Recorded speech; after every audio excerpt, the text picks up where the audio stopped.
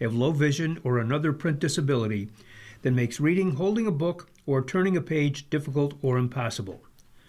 The content is copyrighted by the respective publishers. For more information, please visit us on the web at nfradioreading.org. Your Niagara Frontier Radio Reading Service now presents a reading of articles and features from the Buffalo News for Wednesday, February 4th, 2026. Your readers today are Larry Beenan and Linda Ranella. Starting with the weather report. Mostly cloudy today, a high of 21. Mostly cloudy tonight, a low of 11.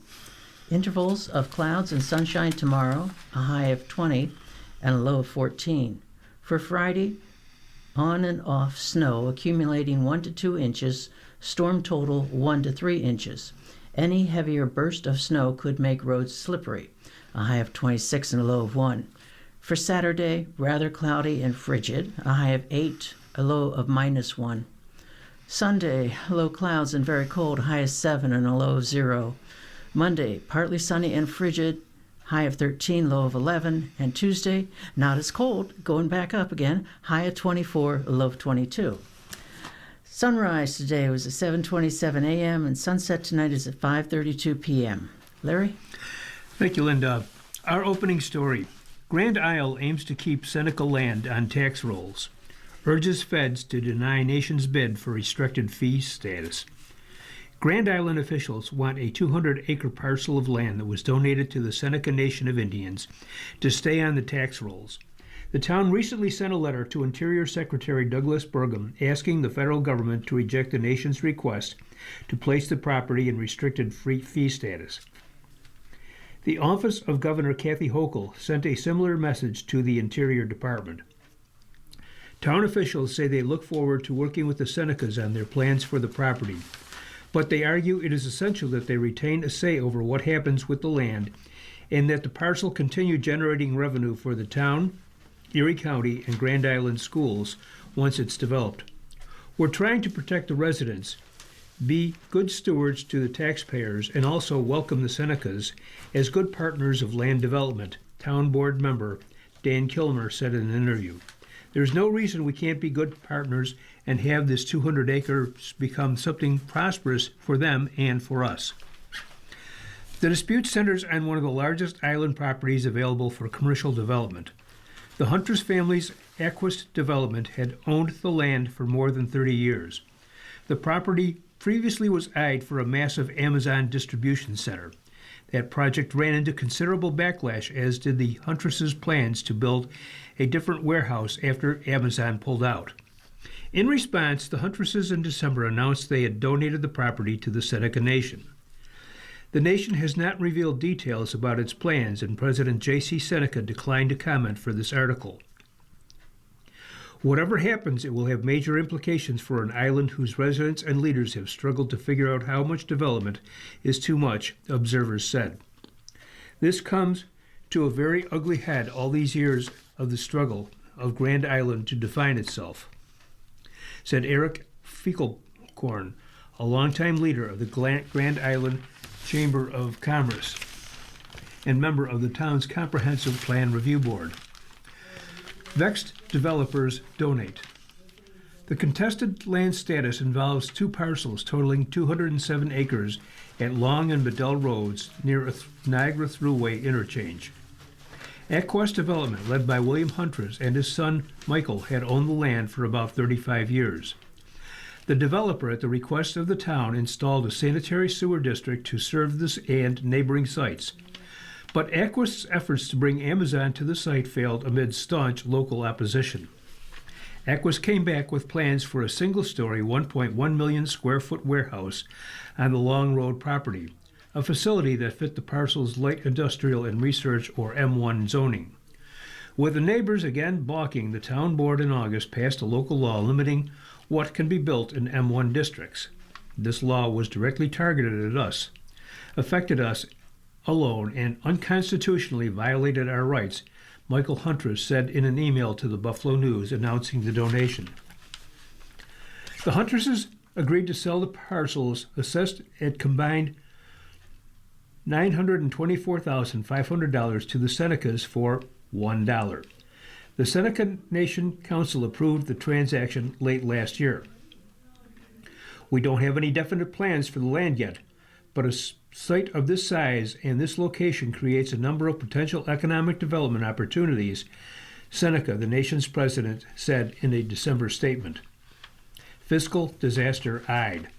The nation has, however, submitted a request to the Interior Department of Bureau of Indian Affairs for restricted fee status for the property under the Seneca Nation Settlement Act, a change that would limit local jurisdiction over the property and make the parcel tax exempt. Grand Island Town Board voted on January 20th to send a letter to the Interior Department objecting to the request. The Island Dispatch newspaper was first to report on the town's submission.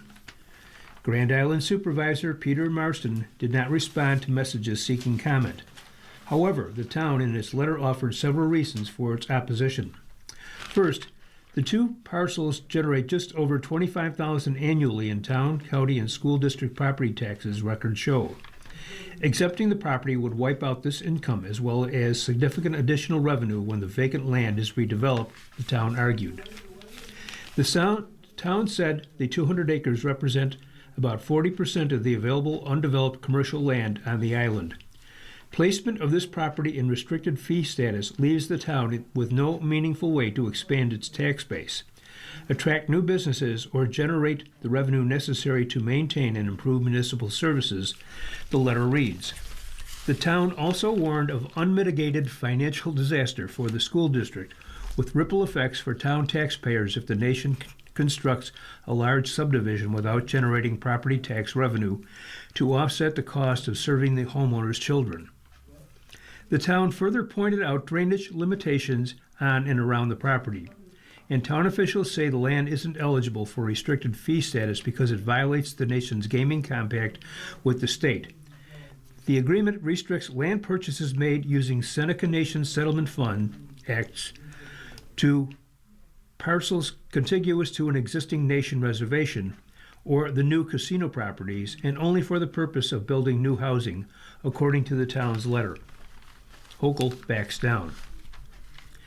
The nation argues the property is in near proximity to its former Buffalo Creek Reservation and its current casino in Buffalo, the town reported. But Grand Island officials say this land is too far from the Seneca casinos in Niagara Falls, Buffalo, and Salamanca, not to mention Seneca Reservation land, to qualify for restricted fee status. The town has 30 days to respond to the nation's request, said Kilmer, the town board member. The governor's office also sent a letter urging Burgum to reject restricted fee status. The office declined further comments. Representative Tim Kennedy, Democrat Buffalo, whose district includes Grand Island, did not respond to a request for comment on the nation's request. The Interior Department also did not respond to a request for additional information on how and when it will decide on the Seneca's filing.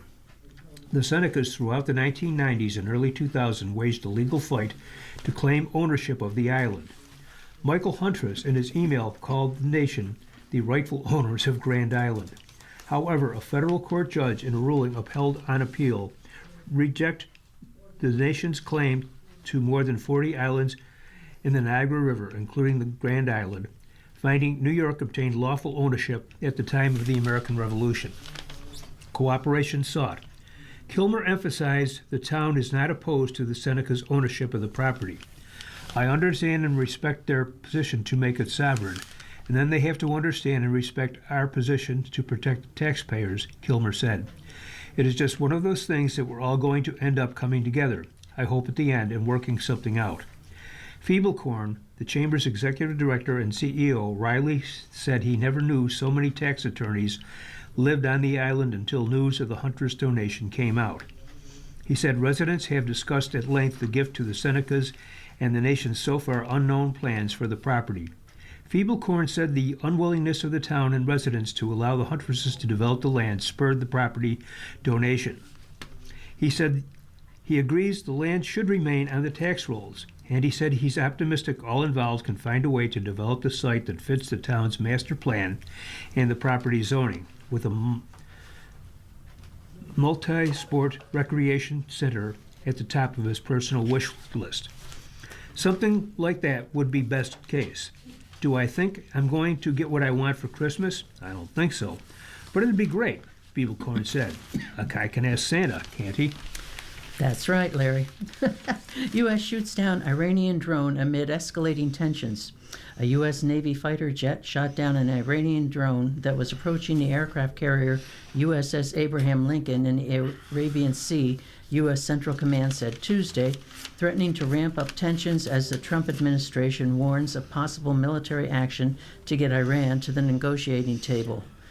The drone aggressively approached the aircraft carrier with unclear intent and kept flying toward it despite de-escalatory measures taken by U.S. forces operating in international waters, Central Command spokesman Captain Tim Hawkins said in a statement. The shoot-down occurred within hours of Iranian forces harassing a U.S.-flagged and a U.S.-crewed merchant vessel that was sailing in the Strait of Hormuz, the American military said. The developments could escalate the heightened tensions between longtime adversaries as President Trump has threatened to use military action first over Iran's bloody crackdown on nationwide protests and then to try to get the country to make a deal over its nuclear program. Trump's Republican administration has built up military forces in the region, sending the aircraft carrier, guided missile destroyers, air defense assets, and more to supplement its presence. The Shahed 139 drone was shot down by an F-35C fighter jet from the Lincoln, which was sailing about 500 miles from Iran's southern coast, Hawkins said. No American troops were harmed and no U.S. equipment was damaged, the military statement noted. Iranian state media reported that Iran's paramilitary Revolutionary Guard is investigating the interruption of the drone. Semi-official Tasnim news agency posted on its Telegram that before the footage cut out, the drone was able to successfully transfer the images it took back to Iran. After the shoot-down, Revolutionary Guard forces harassed the merchant vessel Stena Imperative, the U.S. military said. Two boats and an Iranian Mohair drone approached the ship at high speeds and threatened to board and seize the tanker, Hawkins' statement said. The destroyer USS McFall responded and escorted the Stena Imperative with defensive air support from the United States Air Force, the statement said, adding that the merchant vessel was now sailing safely.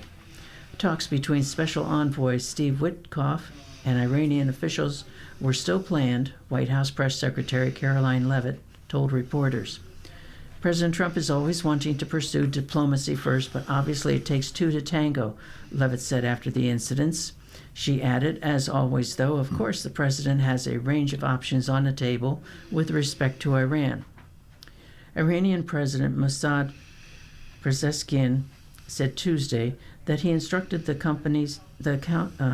country's foreign minister to pursue fair and equitable negotiations with the United States, marking one of the first clear signs from Tehran that it still wants to try to negotiate with Washington.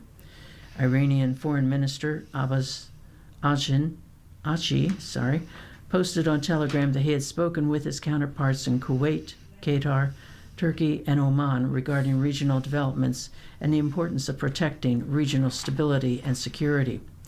Tensions began to rise again between the U.S. and Iran as the Islamic Republic spent weeks quelling protests that began in late December against growing economic instability before broadening into a challenge to the country's ruling theocracy. Trump had promised in early January to rescue Iranians from their government's protest crackdown before starting to pressure Tehran again to make a deal over its nuclear program. That is even as the Republican president insists Iranian nuclear sites were obliterated in U.S. strikes in June. We have had talks going on with Iran. We'll see how it all works out, Trump told reporters Monday. Asked what his threshold was for military action against Iran, he declined to elaborate. I'd like to see a deal negotiated, Trump said. Right now, we're talking to them. We're talking to Iran, and if we could work something out, that'd be great. And if we can't, probably bad things would happen. Turkey has been working behind the scenes to make the talks happen there later this week, as Witkoff is traveling in the region. A Turkish official said the location of talks was uncertain, but that Turkey was ready to support the process. Meanwhile, the U.S. military has been moving a growing number of assets into the region over the past several weeks, including the Lincoln and several destroyers which arrived last week. The Carrier Strike Group, which brought roughly 5,700 additional service members, joined 3 destroyers and 3 littoral combat ships that are already in the region. Analysts of flight tracking data have also noticed dozens of U.S. military cargo planes headed to the region. The activity is similar to last year when the U.S. moved in air defense hardware like a Patriot missile system in anticipation of an Iranian counterattack following the U.S. bombing 3 key nuclear sites. Iran launched more than a dozen missiles at Al Udeid Air Base in Qatar days after the strikes. The U.S. has several bases in the Middle East, including Al Udeid, which hosts thousands of American troops and is the forward headquarters for U.S. Central Command. Larry? Thank you, Linda. You're listening to a reading of today's Buffalo News on your Niagara Frontier Radio reading service. The time is 16 minutes after the hour. Bills and Sabres leaving WGR-AM as flagship station. Teams plan to handle sales and production in-house next season. The Buffalo Bills and Buffalo Sabres plan to leave WGR-AM as their flagship radio home at the start of next season for both professional sports teams. Pete Gwelly, president of business operations for the Bills and Sabres, Tuesday afternoon confirmed the plan for the teams to handle sales and production in-house with an affiliate network. He didn't rule out WGR remaining as an affiliate, but said it could be any Buffalo station. He added that the Bills and Sabres could have different affiliate radio stations in the market. The economics of professional sports has changed dramatically, and we need a business model that reflects that, and making sure the broadcasts are accessible to fans of the Bills and Sabres, Gwelly said. The Bills released a statement on Tuesday offering a few more details about the end of the team's 14-year broadcast partnership with WGR.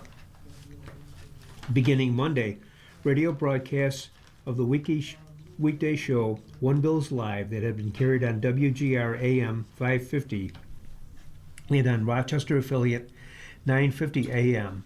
The Fan will be streaming exclusively on BuffaloBills.com and on the Bills app, the statement read. One Bills Live will continue to be simulcast on MSG Western New York, according to the statement. The statement added that One Bills Live co-hosts Chris Brown and Steve Tasker will remain in their current roles. The statement added that distributing Bills games in-house will enable the Bills to expand their network of station affiliates across New York State, Southern Ontario, and additional regions throughout the country. The Bills will work with media and marketing company Good Karma Brands to build out their content and distribution plan. The statement released Tuesday said Good Karma is a media and marketing company with expertise at leveraging the power of national and local sports. Gwelly, who was the chief business officer of the New York Giants before coming to Buffalo, said the planned Bills radio arrangement is similar to what was done with the Giants games. Similar details about the future of Sabres games had yet to be announced late Tuesday afternoon. According to sources, the news came at a sales meeting at WGR on Tuesday today that explained how the sports station will deal with the potential loss of the teams that drive their listenership. In the meeting, the WGR sales team was told the station will shift from being the voice of the Bills to being the voice of the fan. Odyssey, which owns WGR, plans to simulcast the WGR sports format on another station it owns at 107.7 FM. There are also plans for WGR to add more Bills and Sabres coverage and to continue airing pregame and postgame coverage. If WGR doesn't become an affiliate, it would seemingly give its hosts even more freedom to speak their minds. The rights to Buffalo Bandits games in the National Lacrosse League may also move to a different radio station, according to sources. Linda? Thank you, Larry. Today in history, on this date, in 1789, electors unanimously chose George Washington to be the first president of the United States. In 1801, John Marshall took office as Chief Justice of the U.S. Supreme Court, a position he would hold for 34 years. In 1945, President Franklin D. Roosevelt, British Prime Minister Winston Churchill, and Soviet leader Joseph Stalin began a wartime conference at Yalta. In 1974, newspaper heiress Patricia Hearst, 19, was kidnapped in California by the radical Symbionese Liberation Army. Hearst was caught on camera participating in a bank robbery with the extremist group that April and subsequently found guilty of bank robbery and sentenced to 7 years in prison. President Jimmy Carter commuted her sentence and she was later pardoned. In 1976, more than 23,000 people died when a severe earthquake struck Guatemala with a magnitude of 7.5. In 1997, a civil jury in Santa Monica, California, found O.J. Simpson liable for the deaths of his ex-wife, Nicole Brown Simpson, and her friend, Ronald Goldman, ordering Simpson to pay $33.5 million to the victims' families. In 2004, Facebook had its beginnings as Harvard student Mark Zuckerberg launched the Facebook. Larry? Thank you, Linda. The local Buffalo News editorial. Cold shoulder. Governor's proposed law banning deals with ICE should move forward. If ICE must continue on its increasingly destructive path, it should do so without the help of New York State law enforcement. These public servants have enough to do without being deputized by U.S. Immigration and Customs Enforcement. Governor Kathy Hochul is right to propose a law banning 287G agreements which allow cooperation between local law enforcement and ICE. Like all of us, she's seen how ICE agents brought terror to the streets of Minneapolis and other cities. In last week's announcement, she bluntly refers to ICE tactics as flagrant abuses of power and correctly refers to the deaths of Renee Good and Alex Preddy as murders. Hochul's Local Cops, Local Crimes Act would prohibit local law enforcement agencies from assisting ICE in immigration raids or allowing ICE to use local jails, but wouldn't bar local police from assisting in criminal cases. That's similar to the executive order just signed by Mayor Sean Ryan here in Buffalo, which also limited this to civil immigration enforcement. Hochul is not alone. State leaders throughout the U.S., including those in California, Connecticut, Delaware, Illinois, New Jersey, Oregon, and Washington, have already banned 287G agreements between state and local law enforcement and ICE.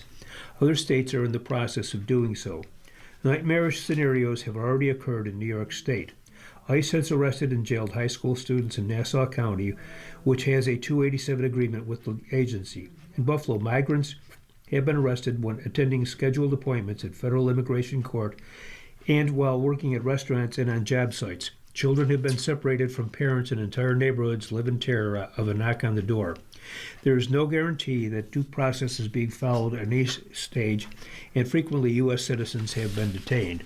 Hochul's proposed legislation can inhibit the actions of the federal agency, but it sends a clear message that New York State does not condone violent aggression and illegal actions under the cover of civil immigration enforcement.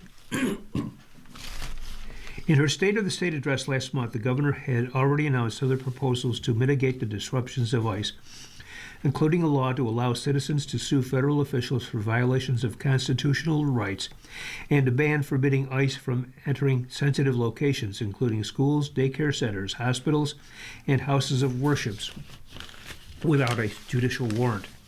Hochul added private residences to that list in last week's announcement. She had reason. In an internal memo last May, ICE had already instructed its officers they did not need to abide by the Fourth Amendment protections against unlawful search and seizure to enter homes. As welcome and appropriate as Hochul's proposals are, some state legislators feel they don't go far enough in meeting this moment. Another piece of legislation sponsored by Senator Andrew Gonardes and Assembly Member Catherine Reyes, New York for All, S-222-35/A3506, is being considered by committees in both chambers and contains similar provisions to Hochul's. One difference is that, according to a statement from Gonardes and Reyes, simply banning 287G agreements would not stop local law enforcement from sharing information with ICE or otherwise colluding in less formal ways. But there's enough commonality here for a solution that can satisfy all parties. It is encouraging, too, that local co-ops, local crimes, the prohibition on 287G agreements is on a faster track than the budget, which is subject to a process that can stretch out for months. It is meant to be negotiated on its own as early in the session as possible. New York City, Buffalo, Rochester, and Syracuse have already declined to assist ICE in civil immigration efforts, but 14 law enforcement agencies and other state localities have signed 287G agreements, including in nearby Cattaraugus County. Hochul is right to want to end these agreements. ICE does not need or deserve such help. Thank you, Larry. The editorial cartoons, the first one is by John Deering of Creator Syndicate, and it shows the Kennedy Center. But it says Trump Kennedy Center, and Kennedy is in small letters, and Trump Center is in capital letters. And there's a sign over it that says closed for renovations. And standing in front of the Trump Kennedy Center is President Trump, and he is talking to a person from ICE, and also to who is Kristi Noem, the Secretary of Homeland Security. They're talking, and he shows, President Trump is showing him some plans, and he says, "How many can you fit in there once all the seats are removed?" The second cartoon is by Al Goodwin of Creator Syndicate. It's two-panel. Shows a man and a woman, they're out to eat somewhere, and there's the waiter is Uncle Sam, and he comes in carrying a platter, and a platter of 2 plates on there. And he says, "Here are your American Dream platters." And it's a close-up. The second panel is a close-up of it, and it's got a big baked potato with butter on it. That's listed as employment. Big helping of salad, listed as education. Big helping of debt management for green beans. And then there's this tiny little, about the size of your thumb, piece of steak, and it's labeled rare. And the waiter says, "Apologies for the tiny portions of starter home steaks." Larry? Thank you, Linda. Everybody's column. What is happening to American values? Does anybody else share my confusion with the direction of the current administration? I'll only cite 2 conundrums, Greenland and our immigration policy. There are many more. Greenland is important to our national security, as President Trump has said. Why is it more important now than it was in the past?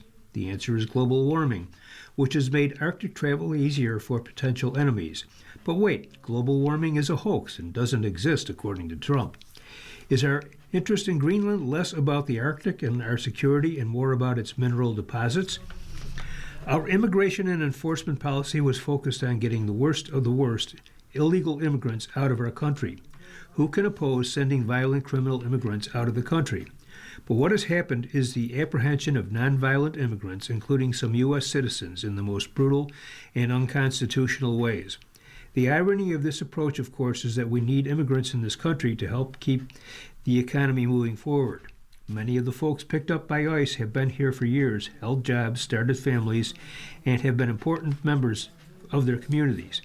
America has never been perfect, but it has always valued honesty and decency in its international relations and in its interpersonal relations. Those values seem to be gone now. Will we get them back?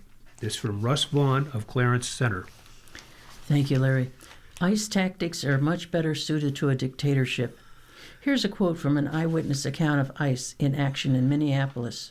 Dara Kuskowitz Gromdahl reports, helicopters, yellow tape blocking the street, neighbors staying behind the yellow tape, and then without warning, without a word saying to stand back, do this, do that, clear out, without a word, the masked ICE agents launched a full attack, throwing tear gas, shooting pepper balls, launching this and igniting that.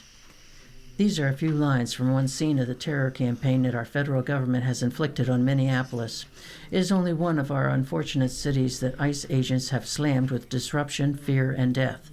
Squads of masked men in motley dress, carrying automatic weapons, descend on our neighborhoods in unmarked cars, break down doors, assault, and kill. This campaign of terror is an egregious violation of our Constitution. This terror arm of MAGA, as it spreads chaos across our land, instead of perfecting our union, splits us apart.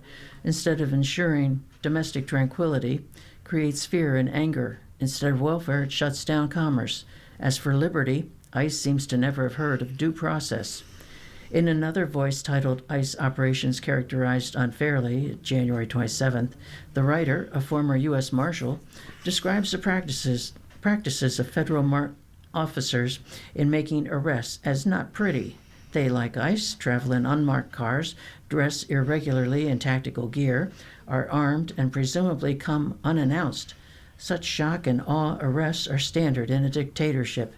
They have very little, if any, place in a democracy. And that was written by Larry Behan of Amherst. Larry? Again, disclaimer, Larry Behan is not yours truly, Larry Behan. Okay, next article. Times Beach Preserve must be reconstructed. I read with great interest on January 11th editorial on Times Beach. Dr. Robert Anderle, Buffalo Museum of Science, and I initiated the effort to construct Times Beach. It is unique and was one of the topics of an international conference in Seattle. I presented a paper on this project at the conference. Times Beach included walkways and blinds to observe many ducks, deer, and beavers. I highly endorse the proposed project to restore and protect Times Beach for future generations. This from Richard Leonard of Orchard Park. Thank you, Larry. You're listening to a reading of today's Buffalo News on your Niagara Frontier Radio reading service. The time is 9:31. Some opinion columns. The first one is Another Voice, and it's about funding public libraries support the public good. It is written by Dorinda Darden and Cheryl Knabb. And Dorinda Darden is the interim director of the Buffalo and Erie County Public Library. Cheryl Knabb is the executive director of the Western New York Library Resources Council. Again, title, Public Libraries Support the Public Good. The Buffalo and Erie County Public Library is one of 23 public library systems across the state. Like all public libraries, it is inclusive, with diverse resources to reflect everyone in our community regardless of age, background, or means. In a world filled with paywalls, subscriptions, and membership fees, public libraries offer free access to information for all county residents. In 1836, local civic leaders had the foresight to establish a book borrowing association, the precursor to our 37-member Buffalo and Erie County Public Library. Investing in libraries is and always has been an investment in our communities. In 2025, nearly 190 years later, more than 7.2 million reading materials were borrowed, both in traditional and digital formats, from Buffalo and Erie County Public Libraries. This confirms that public libraries truly support the public good through collections, enrichment programs, online database resources with links to service providers, and as community gathering spaces. Buffalo and Erie County Public Libraries are able to advance service options thanks to funding from Erie County as well as through donations and grants. While this accounts for a majority of operational funding, we also rely on the New York State Library for the infrastructure and foundation needed to expand critical services to meet the needs of the local community, to update and modernize facilities, and train library staff. Additionally, millions of dollars are distributed through approved construction grants to improve public library facilities while creating a welcoming, accessible, and service-oriented space. But this foundation is rapidly cracking due to decades of inadequate funding from the Cultural Development Fund, the sole operating source for the state library. This outdated funding model has not changed since 2002, leaving the Office of Cultural Education to operate with an almost 20% smaller budget than it did 20 years ago. We must allow libraries to continue to grow. We thank Governor Kathy Hochul for including $12 million in her executive budget to stabilize the OCE, allowing the state library to continue its important work strengthening libraries across New York. Larry? Thank you, Linda. Following is from a Harrop. Measles is a cost of doing business in Trump's America. Measles is a cost of doing business, says a highly placed official at the Centers for Disease Control and Prevention. I'd like to know what business that is. To be fair, let me finish the CDC Principal Deputy Director's quote. Ralph Abraham said that measles is a cost of doing business. with our borders being somewhat porous for global and international travel. Thing is, the U.S. saw over 2,200 measles cases in 2025, the highest number since 1991 when the border was presumably less porous, and after the disease had been virtually eradicated. Its latest surge in South Carolina follows outbreaks along the Utah-Arizona border. Measles is a nasty disease. It causes body temperatures to spike above 103 degrees, coughs, fatigue, and its famous rash. It can lead to pneumonia, hearing loss, and brain damage. And it can end in death. In high-income countries with good medical care, 1 in 3 people die for every 1,000 measles cases. Children under the age of 5 are at extra risk. Measles infections are growing in places where large numbers aren't vaccinated against it. In South Carolina's Spartanburg County, only 90% of school children had received the measles, mumps, and rubella shots. That sounds like a high percentage, but experts say you need at least 95% vaccination rate to stop the disease's spread in a community. Donald Trump's Director of Health and Human Services, Robert F. Kennedy Jr., is a vaccine skeptic who feeds distrust of medical authorities. He advises taking vitamin A, cod liver oil, as a treatment for measles. He also recommends an antibiotic, clarithromycin, and a steroid, budesonide, claiming they had been shown very effective. Neither works for measles, according to real scientists. Measles is a virus for which there is no cure. Unnecessary deaths could be deemed a cost of doing business, one supposes. But for bad cases, so is hospitalization requiring oxygen, x-rays, isolation, and long stays. It can be more costly if you put a dollar figure on it. Kennedy's HHS sounds like a ministry right out of Orwell's 1984, where controlling truth matters more than addressing problems. The cost of business talk is another weaponization of reality. The overhead for addressing measles has been largely limited to cheap vaccinations that are free for most school children. Preventing the disease from spreading in the first place is cost-effective, is it not? Plagues can be a significant cost of doing business. In the 14th century, the Black Death killed more than 50 million Europeans. It spread mainly through fleas hiding on rodents. The best minds of the day blamed the horror on divine retribution and planets out of whack. But be mindful that Kennedy in 2014 left the corpse of a bear cub in Central Park. That was against the law because dead animals harbor bacteria and parasites, posing a risk to public health. New York City advises anyone coming across a carcass to report it and not touch it. When it is found near a busy path in a place like Central Park, witnesses are urged to call 911. Well, Bobby just wanted to get rid of the thing, so he dropped the bear under bushes to let the taxpayers deal with it. Nowadays, he's a far bigger threat to public health with his attacks on vaccine safety and nutty theories on cures.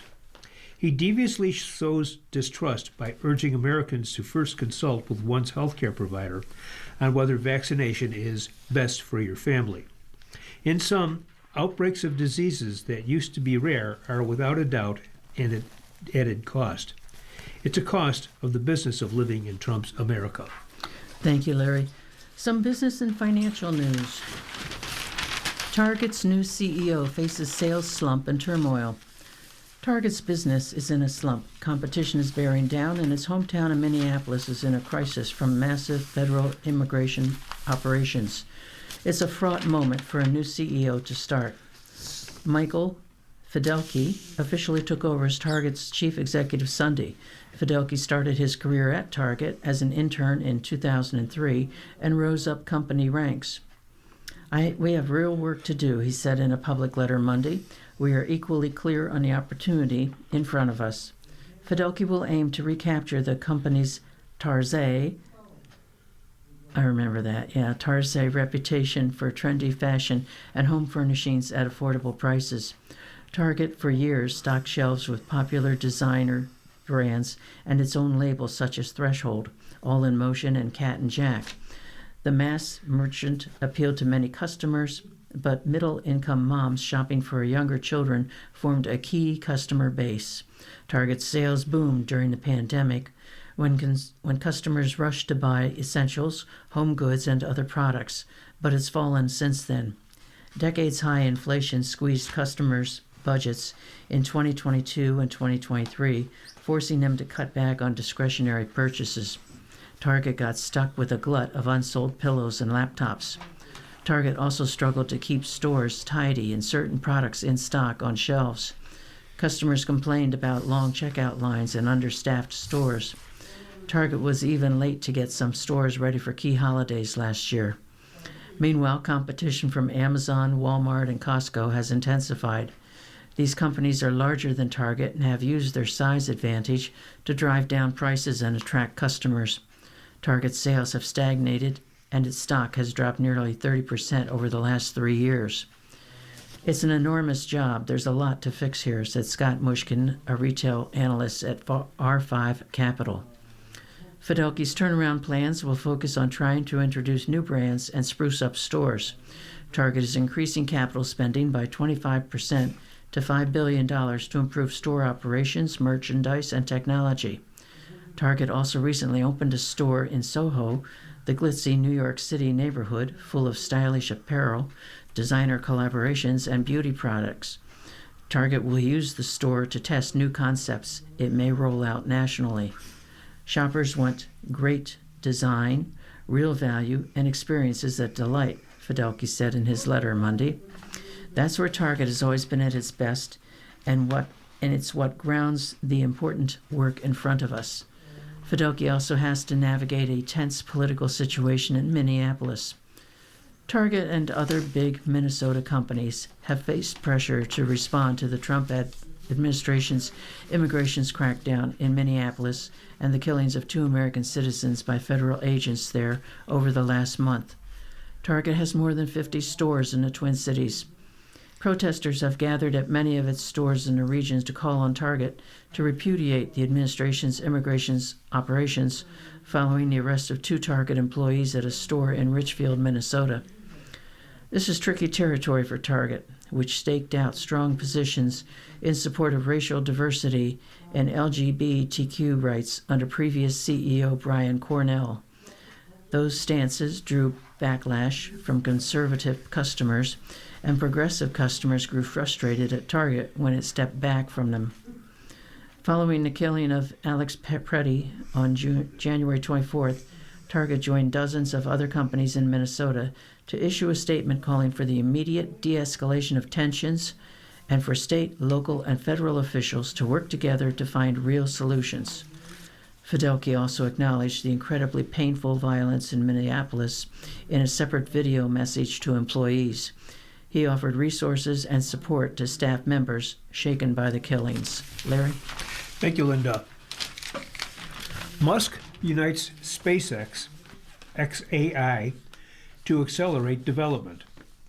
New York, Elon Musk is joining his space exploration and artificial intelligence ventures into a single company before what's expected to be a massive initial public offering for the business later this year. His rocket venture, SpaceX, announced that it had bought XAI in an effort to help the world's richest man dominate the rocket and artificial intelligence businesses. The deal will combine several of his offerings, including his AI chatbot, Grok, his satellite communications company, Starlink, and his social media company, X. Musk has talked repeatedly about the need to speed development of technology that will allow data centers to operate in space. He believes that will help overcome the problem of huge costs in electricity and other resources in building and running AI systems on Earth. It's a goal that Musk suggested in his announcement of the deal, which could become easier to reach with a combined company. In the long term, space-based AI is obviously the only way to scale, Musk wrote on SpaceX's website Monday, then added in reference to solar power, "It's always sunny in space." Musk said in his announcement he anticipates that within 2 to 3 years, the lowest cost way to generate AI compute will be in space. SpaceX will be competing in that realm with Google, which is working on a research project called Project Suncatcher that would equip solar-powered satellites with AI computer chips and with a prototype that could launch as soon as next year. But Musk's prediction of a near future of space-based AI supercomputers is not shared by many other companies building data centers, including Microsoft. I'll be surprised if people move forward from land to low Earth orbit, Microsoft President Brad Smith told the Associated Press last month when asked about the alternatives to building data centers in the U.S. amid rising community opposition. Musk is already facing stiff competition in artificial intelligence, where he's been scrambling to compete against rivals such as OpenAI, which is also working toward an IPO.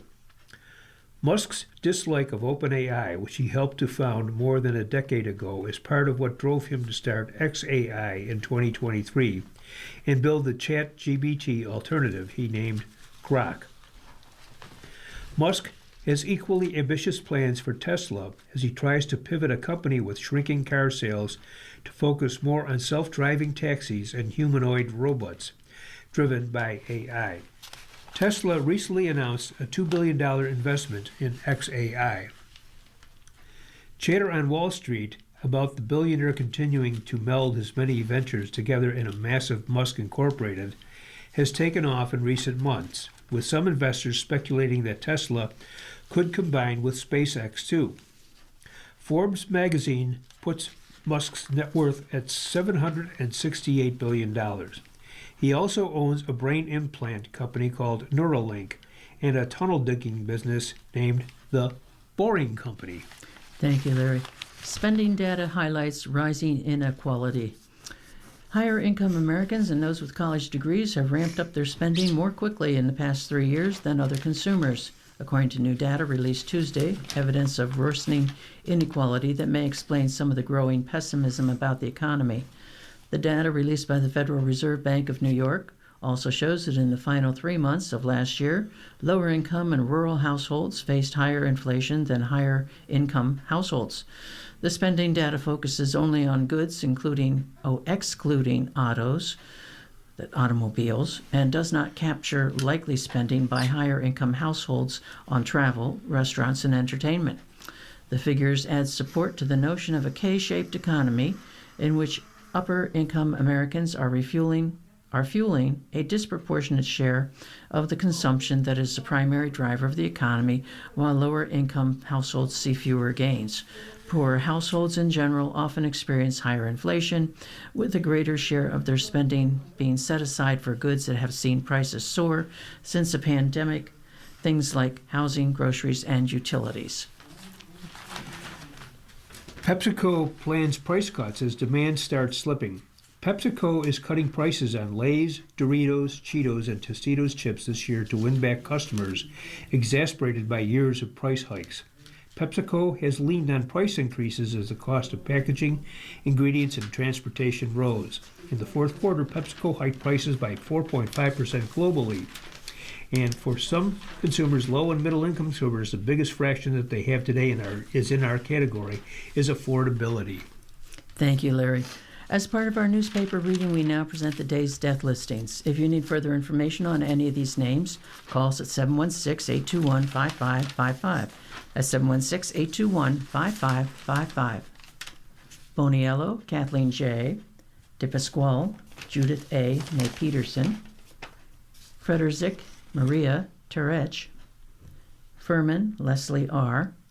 Gale, James. Galwell, Lorraine, Nate Tucker. Godios, Eugene J. Jean. Held, Lawrence J. Crathouse, Sr., Thomas J. Mahoney, Charles R. Mays, Jr., Jacob C. Moreau, Carol Lee. Mulligan, Dorothy Ann. Nice, Pamela. Rybecki, Henry T. Strubing, Neil Henry. Suhay, Mary M. Nay No. Suda, John L. Vasquez Isabello. And Chuck Negron, a founding member of the soul rock sensations Three Dog Night, who sang lead on such hits as One and Just an Old-Fashioned Love Song, and hollered the immortal opening of Jeremiah Was a Bulldog on the chart-topping Joy to the World, died Monday. He was 83. He died of complications from heart failure and chronic obstructive pulmonary disease at his home in the Studio City neighborhood of Los Angeles. If you need any further information on these names, call us at 716-821-5555. That's 716-821-5555. Larry? Thank you, Linda. Royal Stars. Happy birthday for Wednesday, February 4th, 2026. You are energetic, innovative, and constantly curious. Your compulsion to act leads you to uncharted realms. This is a year of learning and teaching. Aries, 3 stars. Something unexpected might impact your health today. Similarly, pet owners should know that something surprising might affect their pet. Tonight, get organized. Taurus, 4 stars. Go gently today. The forces of authority are with you and will help if you seek this assistance. It's easy to impress bosses, parents, and VIPs. Tonight, relax and socialize. Gemini, 3 stars. Despite your urge to do something different, seek adventure and hopefully travel. Today, you're happy to cocoon at home and deal with family matters. Tonight, cocoon at home. Cancer, 4 stars. A number of issues are important to you today, some of them financial. They could deal with shared property, loans, debt, and inheritance. Tonight, discussions. Leo, 3 stars. Be patient and friendly with partners, spouses, and close friends today. On the whole, things will flow smoothly. Nevertheless, with fiery Mars opposite your sign, something might spark. Tonight, maintain your belongings. Virgo, 4 stars. Things will tend to go your way today while the moon is in your sign. Admittedly, it can heighten your emotions. You can count on getting a lot done because this is a productive day for you. Tonight, you're strong. Libra, 3 stars. Keep a low profile today. Enjoy the arts, movies, and the theaters, sports, events, and children's activities. Socialize with loved ones. Flirt a little, even though you might feel restless this evening. Enjoy a good conversation and good food with someone. Tonight, enjoy privacy. Scorpio, 4 stars. Family discussions about home repairs or redecorating projects might take place today. Your ideas for home improvement could be ambitious. Tonight, friendships are rewarding. Sagittarius, 3 stars. Like yesterday, you're still high vis today. People do notice you, whether you are aware of this or not. At the end of the day, something unexpected might impact you, perhaps with an authority figure. Meanwhile, the pace is busy and you're keen to converse. Tonight, show respect. Capricorn, 4 stars. Financial issues are on your mind today. Very likely you have some excellent money-making ideas. Some of you also might spend money on art or beautiful things. Tonight, learn and discover. Aquarius, 3 stars. This is a powerful time for you and have lots of energy, physically and intellectually. Enjoy discussions with others and find people who will appreciate your ideas. Tonight, check your finances. Pisces, 3 stars. Like yesterday, you have to go along to get along because the moon is opposite your sign. A handful of planets in your chart are also hiding, which means you want to keep a low profile as well. This evening, a friend might surprise you. Tonight, be friendly and reasonable. Thank you, Larry. Hints from Heloise.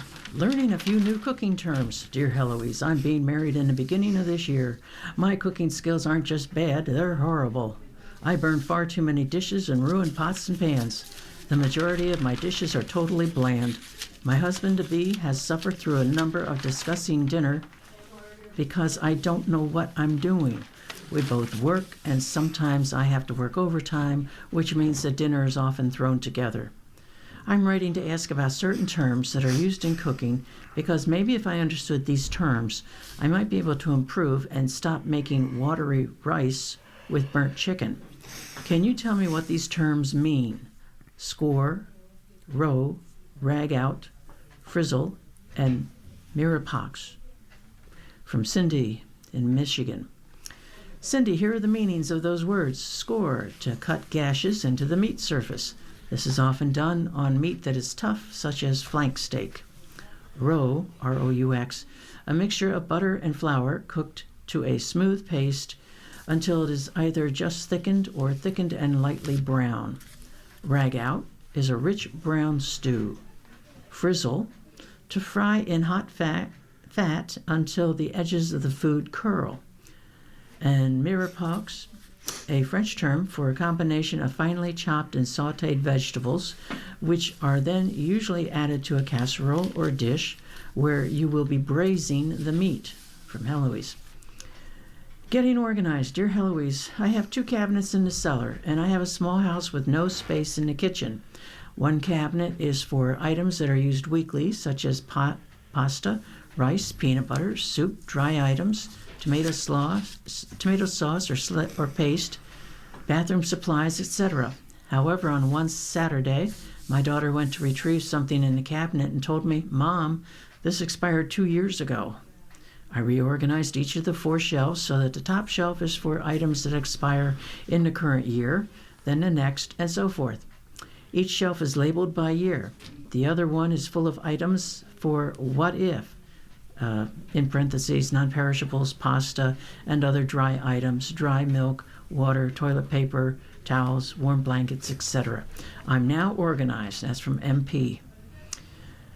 And abandoned puppies. Dear Heloise, last week, my husband and I were taking a walk through a wooded area near our home. We came across a cardboard box with 2 puppies of about 5 or 6 weeks old. There was no food or water and only a towel on the bottom of the box. Clearly they had been abandoned. They shivered with the cold and clung to each other because they were frightened. Our vet said if they spent 1 or 2 more freezing nights in the cold, the puppies would have died. Why do people do things like this? The mother should have been spayed, and no one has the right to treat any animal like trash to be thrown away. They feel the cold and rejection. They also feel hunger and need someone to take them in and care for them. If you have a dog, cat, or any animal, it's your responsibility to take good care of them. We decided to keep these little guys, and what a joy they are to have. And that's from Matthew and Diane in New Hampshire. Larry? Thank you, Linda. From the Digest. Russia launches attack on Ukraine infrastructure. Kiev. Russia carried out a major overnight attack on Ukraine in what President Volodymyr Zelensky said Tuesday broke a commitment to halt striking energy infrastructure as the countries prepared for more talks on ending Moscow's 4-year-old scale invasion. The bombardment included hundreds of drones and a record 32 ballistic missiles, wounding at least 10 people. It specifically took aim at the power grid, Zelensky said, as part of what Ukraine says is Moscow's ongoing campaign to deny citizens light, heat, and running water during the coldest winter in years. Taking advantage of the coldest days of winter to terrorize people is more important to Russia than diplomacy, Zelensky said. Thank you, Larry. You're listening to a reading of articles from the Buffalo News for Wednesday, February 4th, on your Niagara Frontier Radio Reading Service. We'll return for more readings after the short break. Your readers today are Larry Beanon and Linda Ranella. If you or people you know shop at any of the Dash's supermarkets, please save Dash's register tapes for radio reading. Our agency receives $2 for every $100 in Dash's register tapes.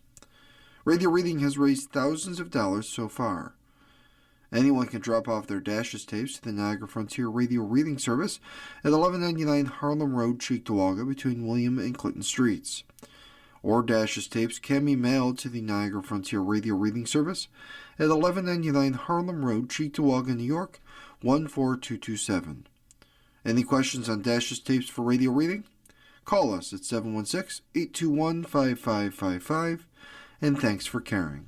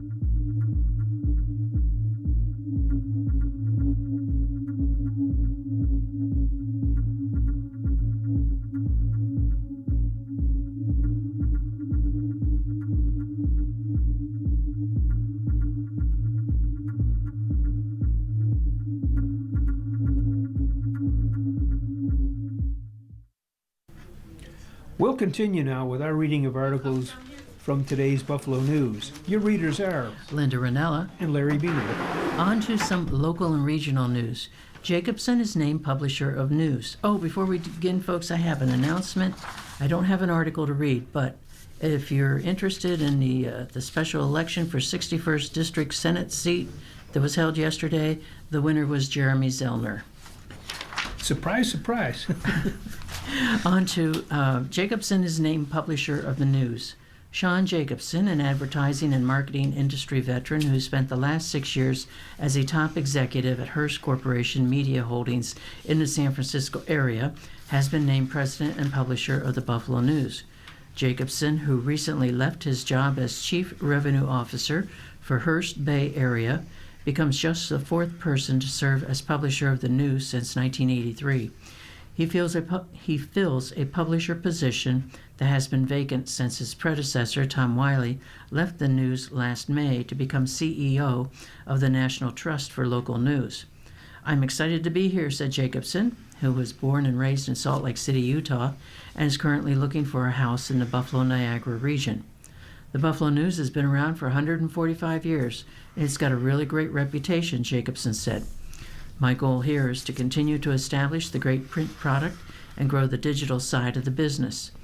Jacobson, whose appointment was announced Tuesday, said he hopes to build on the news coverage of the Buffalo News and expand its advertising and marketing initiatives, especially toward the small and medium-sized businesses that make up much of the region's business base.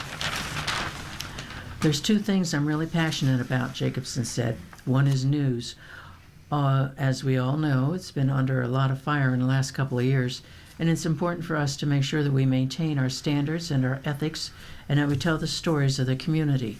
That's extremely important to me," he said. "The other part is small to medium-sized businesses," he said. "We have an opportunity at the Buffalo News to really focus on helping small to medium-sized businesses, along with telling the stories of what's happening in the marketplace.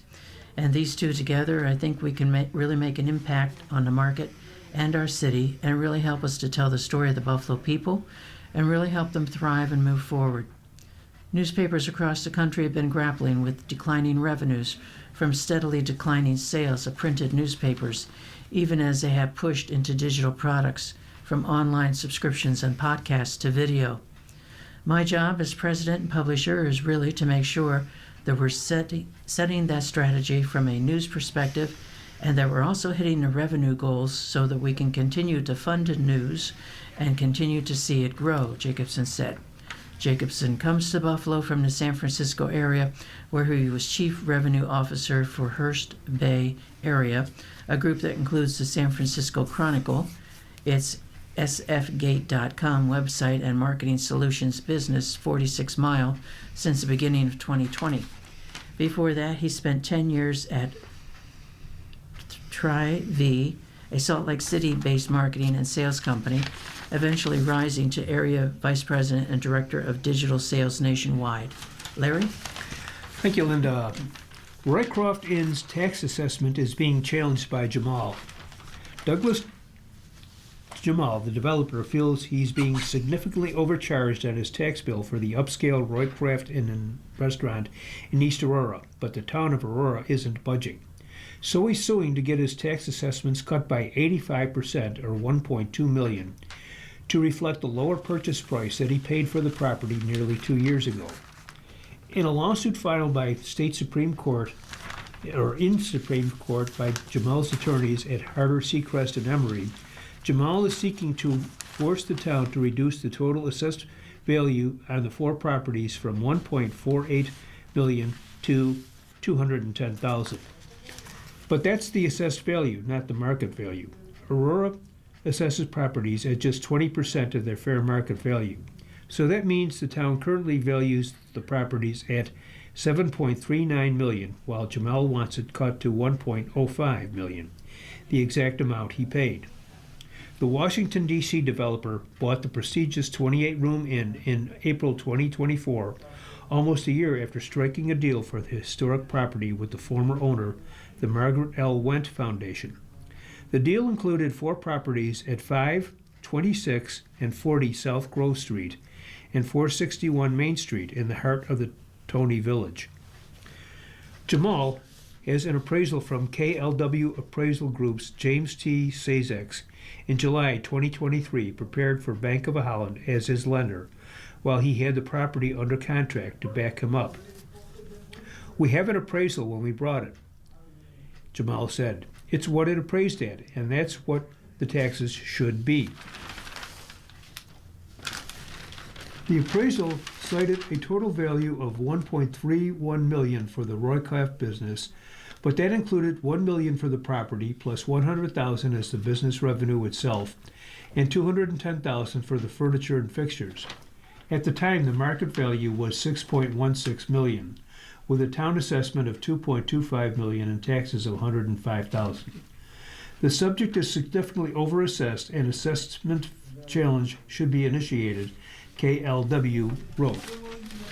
Representatives of the town could not be reached for comment. The challenge was filed last year, but the lawsuit is still pending before Justice Deborah A. Chimes, while talks continue between the town, the school district, and Jamel. The primary basis for our challenge was that the sale price was reflective of market value based on an arm's-length sale price, said Sheldon Smith, one of Jamal's attorneys. "We're asking that the assessed value reflect the sale price."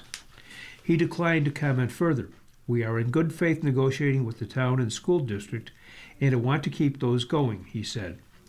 Originally dating to 1895 and 1899, the century-old inn, made famous by Albert Hubbard's American Arts and Crafts movement, had been effectively owned by Wendt for over 35 years, since the foundation led an $8 million renovation initiative that culminated with the inn's reopening in 1995.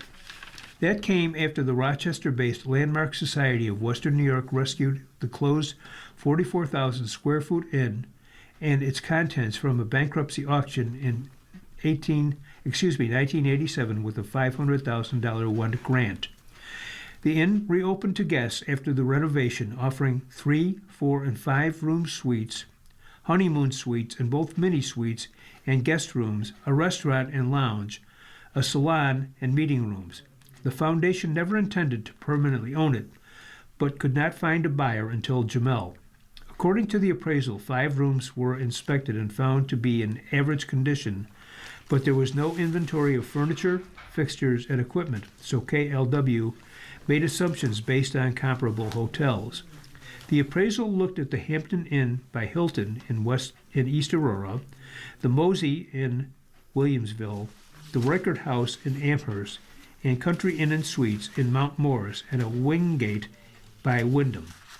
Roycroft was by far the smallest, but only Reichert charged more per room.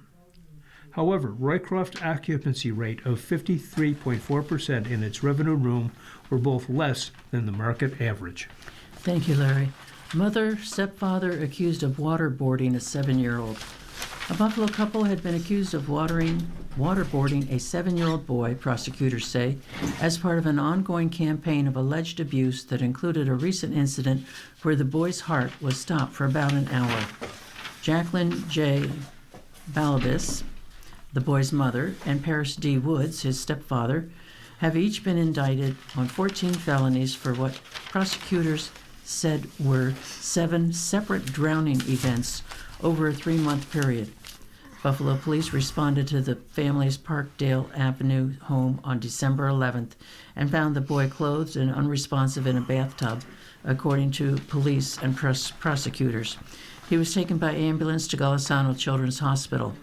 Without medical intervention, this case could have been a homicide, Assistant District Attorney Stephen Papia said in court on Tuesday.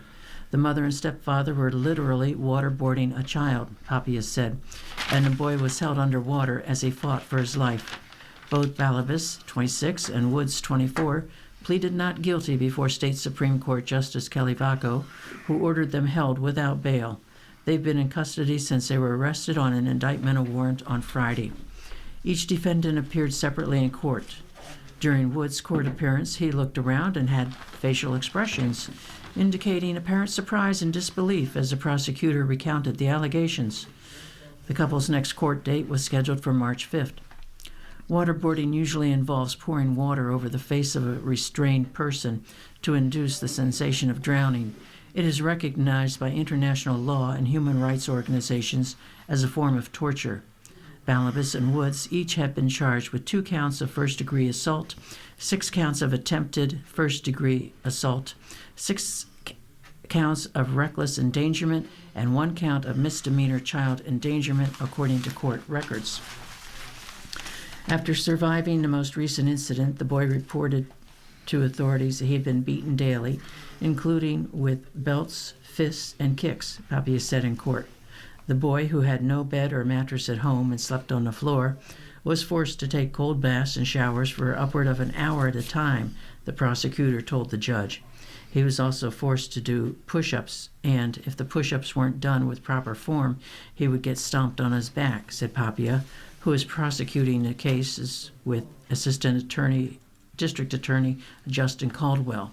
After being taken to the hospital on December 11th, the boy also suffered another cardiac arrest for approximately 10 minutes. Doctors also found bruises, scarring, and lateral ligature marks around his neck, as well as scratches that indicated defensive wounds. Something was placed around the boy's neck, and he was trying to claw it off, Papia said.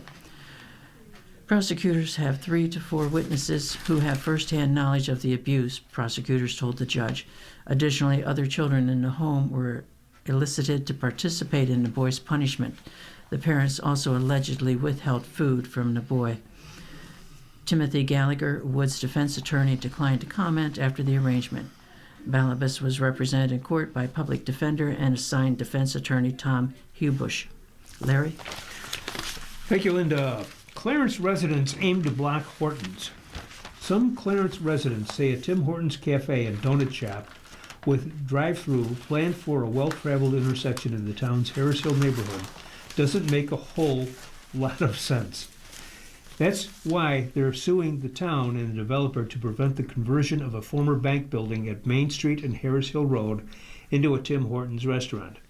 The lawsuit filed last month by Harris Hill residents against the Tim Hortons drive-through argues the town didn't follow its own regulations in permitting the development to proceed. If Clarence officials had, the complaint argues, the developer would have had to do more to address neighbors' concerns about congestion spurred by the cafe's drive-through window. We don't want a drive-through. Tim Hortons could be here without a drive-through. I don't think it survives without a drive-through. We're concerned about the drive-through because of traffic, Herbert Gunther, president of the residents group, said in an interview last week. Officials from Benderson Development Company, the property owner, did not respond to messages seeking comment on the suit or the project.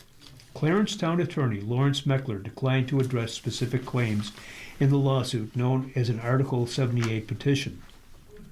We feel the Article 78 is without merit and will allow the courts to decide the outcome, Meckler said Thursday.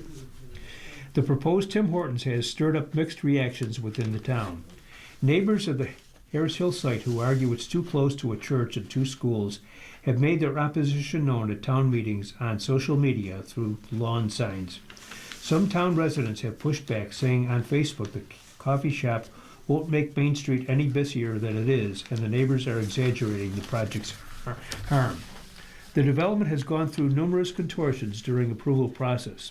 Kelton Enterprises, the region's largest franchisee of Tim Hortons, had struggled for more than a year to win town approval for a new drive-through restaurant at 8503 Main Street at the southeast corner of Main and Harris Hill in a former bank branch. The property is near Harris Hill Elementary School and the Nativity of the Blessed Virgin Mary Church and Catholic School. The Clarence Town Board and Planning Board had been evaluating the Kelton application since February 2024, a review that included the project's environmental effects. The developer sought public right-of-way modifications and other changes, and this led numerous agencies to make at times conflicting demands of Kelton, from removing curb cuts and relocating the drive-through to restrictions on roads and even closing part of Nottingham Terrace. Instead, Kelton submitted a new proposal using the existing building on a 0.6 acre site as it stands. The only internal changes and no modifications to the right-of-way. Kelton also transferred the application to Benderson, the property owner, with a Kelton representative confirming to the news last week the company was no longer involved. To the frustration of residents, the project now needed just a change of use approval to reuse an existing structure, with only minor modifications and a much lower standard of review, and with the traffic concerns no longer a consideration. The town granted approval for the modified project last fall. It narrowed our planning board's role and responsibility, Jonathan Bluer, the town's director of community development, said at the time. A change in use is a narrower level of review. It's reusing a vacant property or structure. Gunther and other leaders of the Harris Hill Residents Group soon started raising money to hire a lawyer, Michael Purley, to sue on their behalf. The complaint filed last month in State Supreme Court names the town planning board, Benderson, and Kelton. The suit notes the bank branch on the site ceased active operations in June 2024, formally shutting down 3 months later. But Kelton didn't approach the town board about its plans for a Tim Horton restaurant there until January 24, and didn't apply to the planning board until October 2024. The suit claims the bank's drive-through was a non-conforming use of the property under town code. Non-conforming uses like this one can't be reviewed if more than 12 months have passed since the facility was in operation, the suit contends, as is the case with the bank. That's why for the drive-through to reopen, it would require more modifications to the site to address traffic flow and other issues, according to the suit. For example, town code requires drive-through windows to be located at least 80 feet from a roadway, while the bank drive-through has just a 67-foot setback. The residents say they want the planning board's approval of the project overturned by the court. The suit says they fear even though Kelton has pulled out, that Benderson will continue work at the site to prepare the bank building for another Tim Hortons franchisee or another tenant altogether. Gunther and the residents group have raised about $6,000 toward their legal fight over the Tim Hortons. His online posts about the dispute generate support and criticism. "Come on, dude, it's a coffee shop," read one. "Imagine all the things you could be doing with your time," wrote another. But Gunther and his allies are unbowed. "We're not against development per se," Gunther said. "We just want thoughtful development." Clamhurst Supervisor Patrick Casillo alluded to the controversy during his State of the Town address on Friday. After the forum, Casillo elaborated that the Tim Hortons site is about 1,000 feet from the closest home and within one of the town's few business corridors. "We really only have Main Street and Transit Road to have our commercial development," Casillo told the news. "So any type of infilling, especially from a bank that's been basically closed for at least 10 years, to have a new business in there and one that would service the residents is very important to me." Linda? Thank you, Larry. So, let's see, you're listening to a reading of today's Buffalo News on your Niagara Frontier Radio reading service. The time is 10:18. On to sports. Trailblazer on ice. Not everyone, or just anyone, can say they are a two-time United States Olympian. Haley Shimura is one of the few who say they are one, and one of the few from Western New York who can say as much. And not every Olympic athlete can say they've gone through two different processes of making a national team. Skimura can also say that she's done as much. It's another accomplishment in Skimura's already well-decorated career in women's hockey. Skimura is a 2013 Nichols School graduate who grew up in Gettsville, and she will play for the United States women's hockey team for the second time in 4 years. The United States opens the Olympics in a preliminary game Thursday against Czechia at Milano Row Ice Hockey Arena. This time around, it felt so much more familiar, says Skimura, a forward for the PWHL's Montreal Victory. The feelings, the emotions, the pressure, but it also lessens the pressure. I know I'm capable, I know what value I bring, and I stuck to the process. The second time around, it's a more unique experience. She's a trailblazer for women's hockey in Western New York, following a similar path as her father, who was the first Buffalo-born player to play in the NHL. The Washington Capitals selected Peter Shimura, 19th overall, in the 1975 NHL draft, and he was the highest drafted player from Western New York until Chicago Blackhawks selected Patrick Kane, first overall, in 2007. No one from Buffalo had played in the National Hockey League, Peter Scamora told the Buffalo News in 2019 when he was named to the Greater Buffalo Sports Hall of Fame. Now you grow up thinking, I have a chance, but back then it wasn't even a thought in the back of your mind. There was no dream, so to speak. There were 25 Americans in the whole league. Haley Shimura continues the family business and keeps opening hockey doors for others. She's the first two-time women's hockey Olympian from Western New York. Lindsay Wall, who played for the United States in 2002 and 2006, is from Churchville, located between Rochester and Batavia. A 5'8" forward who played college hockey at Northeastern, Scamura is helping the United States pursue its third Olympic gold medal in women's hockey. The U.S. won the medal gold in 2018 and 1998, the first year of women's hockey in the Olympics. The United States earned its fourth silver medal in 2022 in Beijing following a 3-2 loss to Canada in the gold medal game. Silver wasn't good enough, a consolation prize that has become a prime motivator for Scamura and the USA Hockey's program, women's hockey program. From Nichols to Pro, Shimura 31 is part of a corps of Western New York women who have reached the top heights of the sport. More than a few of these women have come from Nichols and the Buffalo Bison Youth Hockey Program, a group that includes women who have played professionally, including Maddie Aliyah, Juliana Infalo, and All-Americans Megan Sittler and Emily Falzer Matheson, who helped the United States win Olympic gold in 2018. Shimura's ascent is a climb of labor and talent. She was never invited to a Team USA camp as a teenager or in 4 seasons at Northeastern, but averaged nearly a point a game with the Huskies, 111 points in 123 games, and was named Hockey East's best defensive forward in 2016-17 when she scored 8 goals with 23 assists and blocked 44 shots in 37 games. The NWHL's Buffalo Beauts selected Shimura 10th overall in the 2016 draft, and she helped the team win the Isobel Cup in 2017, was the NWHL's Rookie of the Year and co-MVP of the All-Star Game in 2017-18 with Kelsey Kolsler, and led the NWHL in points in 2018-19. She was also one of 200 players to boycott the NWHL in 2019-20 as part of a player movement for a full-fledged women's hockey league that provided full salaries, which became the Professional Women's Hockey Players Association.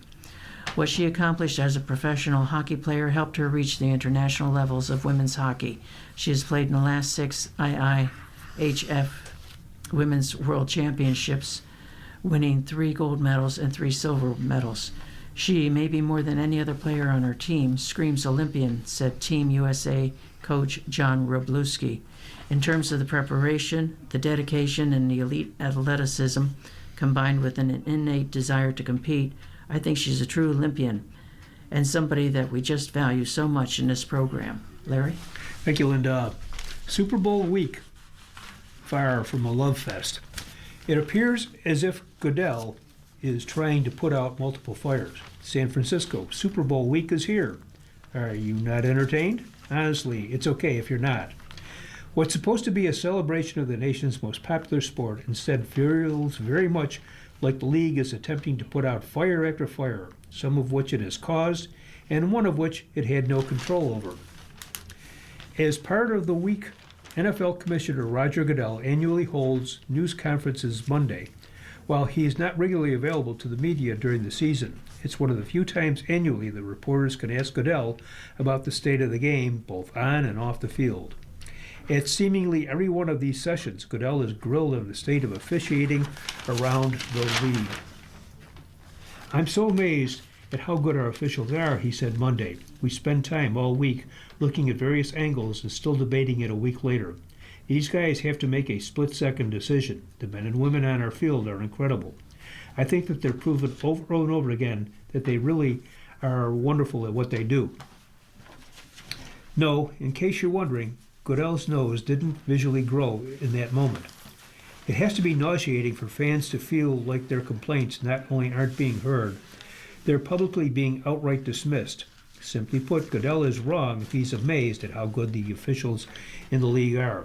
Week after week, there are examples of subjective calls that seemingly have no rhyme or reason to how they're ruled. Obviously, in Buffalo, the catch interception that played a huge role in the Bills' playoff loss to the Broncos is still top of mind. That is just one example, though. Turn on any game and you're likely to see a similar play. Goodell was correct in pointing out that football is a difficult sport to officiate.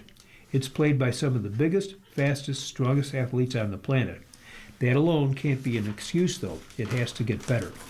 The integrity of the league, especially with the money now legally bet on the outcome of games, depends on it.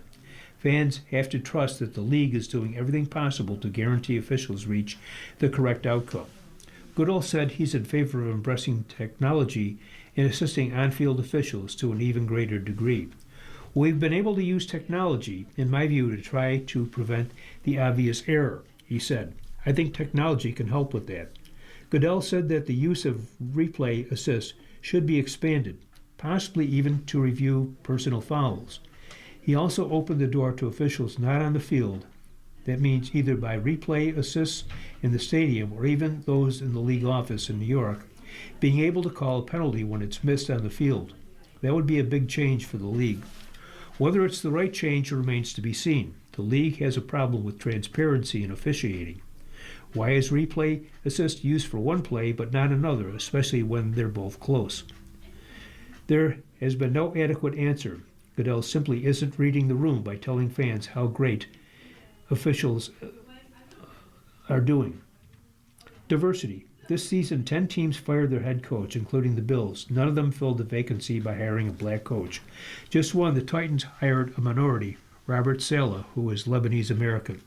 The Rooney Rule was established in 2003 and has been updated since in an effort to encourage teams to hire minority coaching candidates. It requires each team with a vacancy at head coach to interview at least 2 minority candidates from outside the organization. Entering the 2026 season, the NFL will have just 3 head coaches, 4 general managers, and 2 offensive coordinators who are held by people of color. Pro Bowl games. Admit it. Did you know it was taking place Tuesday night? Congratulations if you did. You're officially an NFL sicko. The rest of you could be forgiven for not acknowledging what has become an absolute farce. The Pro Bowl stopped being a football game in 2023 when it became flag football, although it can be argued that it wasn't much of a football game long before that. Understandably, players didn't want to risk injury in a meaningless game. This is the first time the Pro Bowl is being held as part of the Super Bowl experience here. It should be the last. There are Pro Bowl incentives tied into player contracts. Because of that, the honor will never go away. The league should simply name an AFC and an NFC roster and have that be that. Belichick's Hall snub. Admittedly, this is one out of the league's control. The Pro Football Hall of Fame is not controlled by the NFL, which has no say in the voting process. So Goodell, who is on the Hall of Fame board of directors, doesn't share in blame for the decision by voters not to elect Belichick in his first year of eligibility. Linda? Thank you, Larry. Some shorts from the Olympics here. Jackson DeLuca will carry U.S. flag. Speed skater Erin Jackson already has made history as the first black woman to win an individual gold medal at a Winter Olympics. Bobsledder Frank Del Duca is a sergeant in the Army, hailing from a family with deep Italian roots. They might be the perfect pair to lead the U.S. into the Milan Cortina Winter Olympics. Jackson, 33, and Del Duca, 34, were selected by a group of their fellow Olympians as U.S. flag bearers for Friday's night's opening ceremony of the Milan Cortina Games. Jackson will become the 8th U.S. speed skater to carry the flag into an Olympics, the U.S. Olympic and Paralympic Committee said, while DeLuca will be the first bobsledder to carry the flag into an opening in 70 years. An update on Lindsey Vonn. Lindsey Vonn is confident she can compete in the Winter Games beginning this week, despite the left knee injury she sustained in a crash 4 days ago. Vonn said on Tuesday she completely ruptured her ACL, has bone bruising plus meniscal damage. But after 3 days of physical therapy and consultations with doctors, Vonn skied Tuesday with a brace on her knee. It feels stable, it feels strong, she said, adding she was confident to race. And UPL will sit out playing in the Olympics. Ukko-Pekka Luukkonen will spend the NHL's Olympic break recovering from an injury instead of playing for his home country of Finland. The Buffalo Sabres announced Tuesday morning that the goalie will not play for Finland in the 2026 Winter Games in Italy due to a lower body injury that has sidelined him since January 27th. He was injured in the first period of a 7-4 win at Toronto and was listed on injured reserve Tuesday morning on the NHL's media site. Finland announced Tuesday that Boston Bruins goalie Jonas Korpisalo will replace Luukkonen on his roster for the tournament, which begins February 11th. Thank you, Linda. Turning to hockey. Last night, the Buffalo Sabres lost 4-3 in overtime after blowing a third period lead. Okay, special teams step up late as Sabres keep surging. Buffalo's top champion Panthers for 6 win in 7 games, and this is from Monday night. Sunrise, Florida. Jason Zucker scored a goal to break a tie in the third period, and the Buffalo Sabres were in position again to defend a lead in the third period with valuable Atlantic Division points on the line. But less than 7 minutes after Zucker's goal, Rasmus Dahlin was called for a tripping penalty against the Florida Panthers. Then 53 seconds after the penalty to Dahlin, Bowen Byram took a slashing penalty which gave the Panthers plenty of room on the ice and a strong chance of tying the game and changing the dynamic of the third period. The Sabres didn't panic that night. They sent out their best penalty killers and held off the 2-time defending Stanley Cup champions for a span of more than a minute of 5-3 high ice time.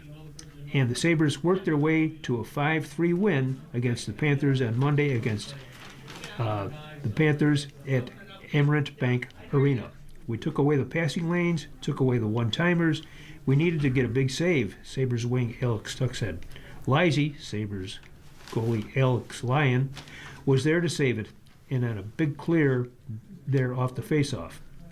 We were ready to do whatever it took to win that game, and sometimes you've got to kill off those, and it was a good job by our whole unit. Lyon made 6 of his 38 saves during the 2 penalties. Dahlin was penalized with 7:45 left and Byram with 6:42 to go. The Sabres also blocked 2 shots and won 4 face-offs in that span. Thank you, Larry. You're listening to a reading of today's Buffalo News on your Niagara Frontier Radio reading service. The time is 10:33. On to Asking Eric. Holiday hugs rubbed customer the wrong way. Dear Eric, for Christmas, my husband and I travel a few hours and stay at a hotel near our son's family. There's a man that works there readying the breakfast buffet. Each Christmas he gets dressed in a very festive outfit, and he mistakenly thinks that trying to bear hug strange hotel guests coming in for breakfast is a good thing to do. In the first year, he caught me totally off guard and gave me such a bear hug he actually hurt me. This year, when I saw him coming, I had enough time to block and crouch to get away from him. Even with that defensive move on my part, he did not get the message, and he was still able to get in a sideways bear hug. One gentleman stepped back and firmly told him he did not hug, and he does not want to be hugged by a perfect stranger. I don't want to be unkind, but his hugging of strangers is inappropriate. I understand that it was Christmas, and I'm not a nasty or harsh person, and I do have a good sense of humor and fun, but regardless, I find his behavior inappropriate. Do you think I am being too hard on this person? And do you have any tips you can pass along that can help to avoid this kind of physical invasion of personal space? Or should I just mention it to the front desk and let the chips fall where they may? Naughty or nice? Dear nice. Plain and simple, you have the right not to be touched in ways that you don't want to be touched. So it's appropriate and not unkind to stop him in his tracks or even to preempt the hug by saying something like, I notice that you hug people tomorrow at breakfast. Please skip me. It's not something that makes me feel comfortable. It's also fine to talk to management. It doesn't have to be a formal complaint per se. They undoubtedly know about his tradition and have given him the go-ahead. So it might be helpful to ask them to remind him to ask permission of guests first, or even something like, I'd love to keep enjoying my stays here, but I don't want to hug. I don't want to make a big deal about it. Do you have any suggestions? Ultimately, don't be afraid to say no thank you to behavior like this. It doesn't make you a Grinch. This kind of communication will make your experience and his healthier. Dear Eric, a couple of months ago at a party hosted by a friend, let's call him Jackson, I met this guy. We talked briefly, and he seemed nice, but I didn't ask for his number because I didn't know if he liked me or not, and I wasn't that interested at that point either. A little over a month later, I ran into Jackson again, and he mentioned, with a bit of gusto and flair, I might add, that this guy liked me. I was flattered, but I didn't think to ask for his contact information at the time. Now I'm wondering if and how I should follow up and get the guy's contact information. I could easily get Jackson's number from a mutual friend, but I'm hesitant to reach out to him just to request someone else's phone number and turn him into the middleman. To top things off, it's been almost a month since I last saw Jackson. Is there some way I can ask without getting into awkward territory, or should I just let it go? From jumping through hoops. Dear Jumping, I say just reach out to Jackson and get the information and don't worry about the awkward factor. It's obviously still on your mind, and it seems at least a month ago it was on Jackson's mind. There's no harm in saying, a while ago you mentioned your friend's interest. I'd love to get his number if you don't mind. Short and simple. Perhaps you fear that Jackson will judge you. I would offer that he went through the trouble of bringing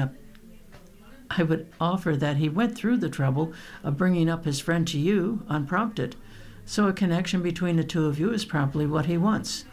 But what matters most is what you want. We live in a disconnected age. It can seem strange to ask others to help us make connections, but that's still crucial now, perhaps even more so than before. Wanting anything, expressing any sort of enthusiasm or vulnerability, could be described by some as awkward or even cringeworthy, but I think it's quite noble to say, I've been thinking about this. I'm open to possibility. Please help me connect.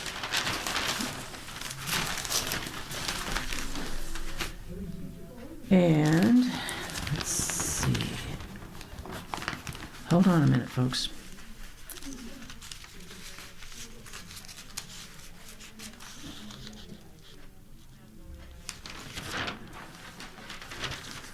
Trump signs bill to end partial government shutdown. President Trump signed a roughly $1.2 trillion government spending bill Tuesday that ends the partial federal shutdown that began over the weekend and sets the stage for an intense debate in Congress over Homeland Security funding. The president moved quickly to sign the bill after the House approved it with a 217 to 214 vote. This bill is a great victory for the American people, he said. The vote Tuesday wrapped up congressional work on 11 annual appropriations bills that fund government agencies and programs through September 30th. Trump said he will sign the bill when it reaches his desk, ending the partial government shutdown that began Saturday. Passage of the legislation marked the end point for one funding fight, but this is the start of another. That's because the package only funds the Department of Homeland Security for 2 weeks through February 13th, at the behest of Democrats who are demanding more restrictions on immigration enforcement after the shooting deaths of Alex Pretty and Renee Good by federal officers in Minneapolis. Difficult negotiations are ahead, particularly for the agency that enforces the nation's immigration laws, U.S. Immigration and Customs Enforcement, or ICE. House Democrat leader Hakeem Jeffries quickly warned Democrats would not support any further temporary funding for Homeland Security without substantial changes to its immigration operations, raising the potential of another shutdown for the government and its agents, for the department and its agencies.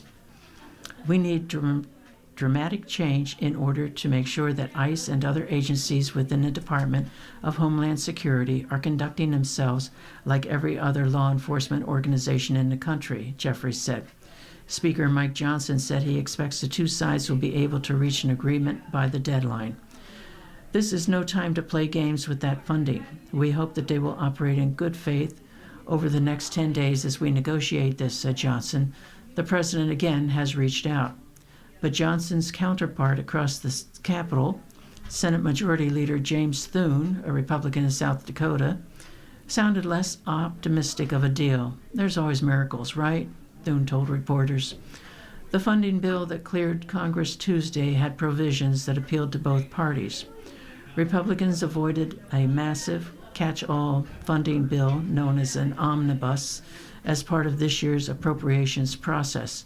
Such bills, often taken up before the holiday season with lawmakers anxious to return home, have contributed to greater federal spending, they say.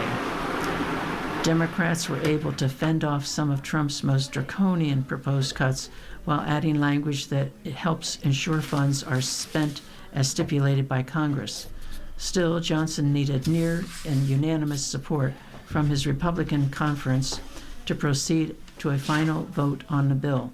He narrowly got it during a roll call that was held open for nearly an hour as leaders worked to gain support from a handful of GOP lawmakers who were trying to advance other priorities unrelated to the funding measure. The final vote wasn't much easier for GOP leaders. In the end, 21 Republicans sided with the vast majority of Democrats in voting against the spending bill, while the exact same number of Democrats sided with the vast majority of Republicans in voting yes. Trump had weighed in Monday in a social media post calling on Republicans to stay united and telling holdouts there can be no changes at this time. The current partial shutdown that is coming to a close differed in many ways from the fall impasse, which affected more agencies and lasted a record 43 days. Then the debate was over existing temporary coronavirus pandemic-era subsidies for those who get health care coverage through the Affordable Care Act. Democrats were unsuccessful in getting those subsidies included as part of a package to end the shutdown. Congress made important progress since then. Some of the 6 appropriation bills that passed prior to Tuesday ensured the current shutdown had less sting. For example, important programs such as nutrition assistance and fully operating national parks and historic sites were already funded through September 30th. Larry? Thank you, Linda. MAHA reshapes health policy, shifts focus to the environment. Washington. On New Year's Eve, Lee Zeldin did something out of character for an Environmental Protection Agency leader who has been hacking away at regulations intended to protect Americans' air and water. He announced new restrictions on 5 chemicals commonly used in building materials, plastic products, and adhesives, and he cheered it as a MAHA win. It was one of many signs of a fragile collaboration that has been building between a Republican administration, traditionally supportive of big business, and the Make America Healthy Again movement, which argues that corporate environmental harms are putting people's health in danger. The unlikely pairing grew out of the coalition's success influencing public health policy with the help of its biggest champion, Robert F. Kennedy Jr. As health secretary, he has pared back vaccine recommendations and shifted the government's position on topics like seed oils, fluoride, and Tylenol. Building on that momentum, the movement now sees a glimmer of hope in the EPA's promise to release a MAHA agenda in the coming months. At stake is the strength of President Trump's coalition as November's midterm elections threaten his party's control of Congress after a politically diverse group of MAHA devotees came together to help Trump return to the White House a little more than 1 year ago. Disappointing them could mean losing the support of a vocal voting bloc. Activists like Courtney Swan, who focuses on nutritional issues, has spoken with EPA officials in recent months, are watching closely. This is becoming an issue that if the EPA does not start getting their stuff together, then they could lose the midterms over this, she said. Christopher Basso, a professor at Northeastern University who researches environmental policy, said Zeldin didn't seem to take MAHA seriously at first, but now he has to because they've been really calling for his scalp. Last year, prominent activist Kelly Ryerson was so frustrated with the EPA over its weakening of protections against harmful chemicals that she and other MAHA supporters drew up a petition to get Zeldin fired. The final straw, Ryerson said, was the EPA's approval of 2 new pesticides for use on food. Ryerson, whose social media account, Glycophosphate Girl, focuses on non-toxic food systems, said the pesticides contained forever chemicals which resist breakdown, making them hazardous to people. The EPA has disputed that characterization. But Ryerson's relationship with the EPA changed at a Maha Christmas party in Washington in December. She talked to Zeldin there and felt that he listened to her perspective. Then he invited her and a handful of other activists to sit down with him at the EPA headquarters. That meeting lasted an hour and led to more conversations with Zeldin's deputies. The level of engagement with people concerned with their health is absolutely revolutionary, Ryerson said in an interview. She said the agency's upcoming plan will say whether or not they take it seriously. But she praised Maha's access as unprecedented. Rashmi Juglekar, Associate Director of Science Policy and Engagement at the University of California, San Francisco's Programs on Reproductive Health and the Environment, said it's not typical for an activist group to meet with the EPA administrator. She said Maha's ability to make inroads so quickly shows how powerful the coalition has become. The movement's influence is not just at the EPA. Maha has steered local, federal, and state lawmakers away from enacting liability shields that protect pesticide manufacturers from expensive lawsuits. In Congress, after Maha activists lobbied against such protections in a funding bill, they were removed. A similar measure stalled in Tennessee's legislature. Zeldin joined a call in December with the advocacy group Maha Action, where he invited activists to participate in developing the EPA's Maha agenda. Since then, EPA staffers have regularly appeared on the weekly calls and promoted what they say are open-door policies. Last month, Ryerson's petition to get Zeldin fired was updated to note that several signers had met with him and are in collaborative effort to advance the Maha agenda.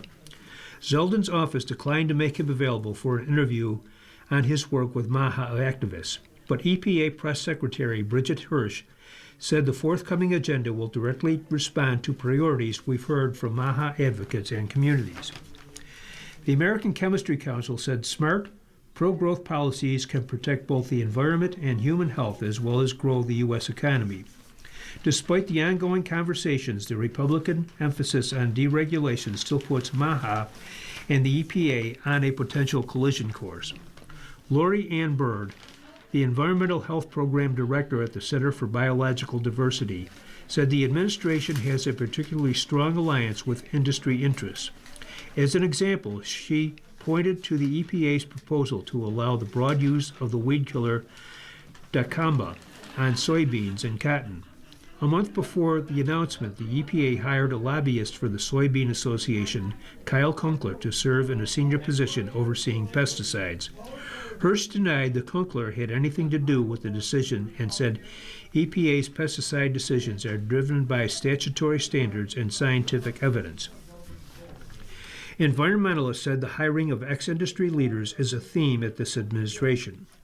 Nancy Beck and Lynn DeCleva, for example, are former higher-ups at the American Chemistry Council, an industry association.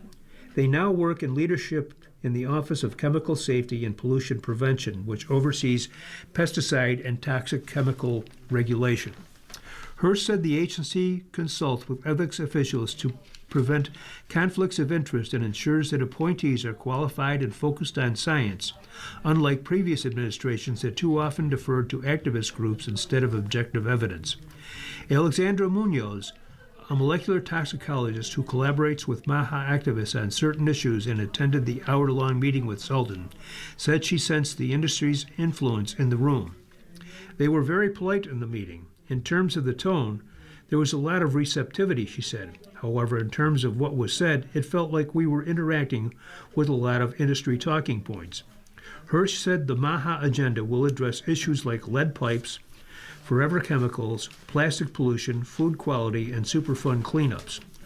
Ryerson said she wants to get the chemical atrazine out of drinking water and stop the pre-harvest desiccation of food, in which farmers apply pesticides to crops immediately before they are harvested. She also wants to see cancer warnings on the ingredient glycophosphates, which some studies associate with cancer, even as the EPA said it is not likely to be carcinogenic to humans when used as directed. While she's optimistic that the political payoffs will be big enough for Zeldin to act, she said some of the moves he's already promoting as Maha wins are no such thing. For example, in his New Year's Eve announcement on a group of chemicals called phthalates, he said the agency intends to regulate some of them for environmental and workplace risks, but didn't address the thousands of consumer products that contain the ingredients. Swan said time will tell if the agency is being performative. The EPA is giving very mixed signals right now, she said. Thank you, Larry. Clintons agreed to testify in House's probe of Epstein. Former President Bill Clinton and former Secretary of State Hillary Clinton finalized an agreement with House Republicans Tuesday to testify in a House investigation into Jeffrey Epstein this month, bowing to the threat of a contempt of Congress vote against them. Hillary Clinton will testify before the House Oversight Committee on February 26th, and Bill Clinton will appear February 27th. It will mark the first time that lawmakers have compelled a former president to testify.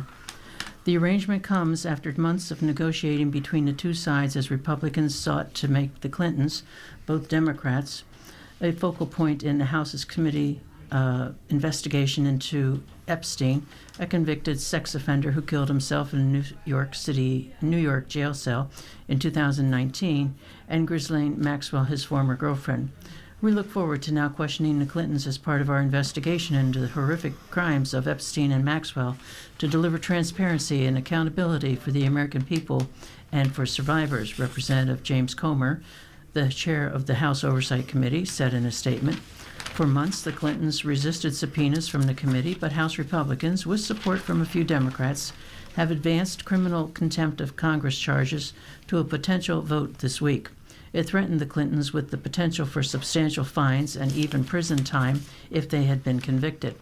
House Speaker Mike Johnson said Tuesday that any effort to hold them in contempt of Congress were on pause.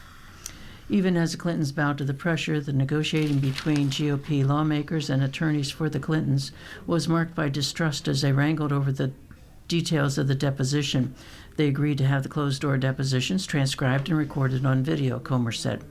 The belligerence is likely to grow only as Republicans relish the opportunity to grill longtime political foes under oath. Comer told the Associated Press the Republicans in their inquiry with the Clintons were trying to figure out how Jeffrey Epstein was able to surround himself with all these rich and powerful people. Comer, a Kentucky Republican, also said that the Clintons had expressed a desire to make the proceedings public, but that he would insist on closed-door testimony with a later release of a transcript of the interviews. He added that he was open to holding a later public hearing if the Clintons wanted it.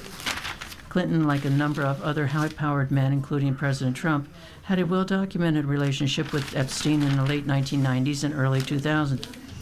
Neither Trump nor Clinton has been credibly accused of wrongdoing in their interactions with the late financier. Both Clintons have said they had no knowledge that Clinton was sexually abusing underage girls before prosecutors brought charges against him.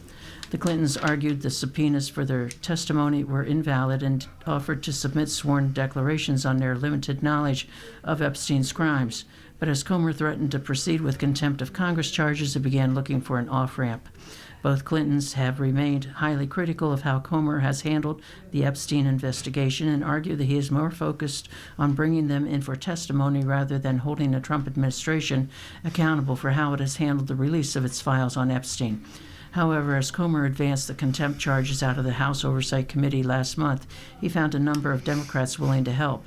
A younger generation of more progressive Democrats showed they had few connections with the Clintons, who led the Democratic Party for decades, and were more eager to show voters that they would stand for transparency in the Epstein investigation. 9 Democrats out of 21 on the oversight panel voted to advance charges against Bill Clinton, and 3 Democrats joined with the Republicans to support the charges against Hillary Clinton. As the vote loomed this week, House Democratic leaders also made it clear they would not expend much political capital to rally votes against the contempt resolutions. That left the Clintons with little choice but to agree to testify or face one of the most severe punishments Congress can give. Larry? Thank you, Linda. U.S. downs Iranian drone. Military says pilotless aircraft aggressively approached carrier. Washington.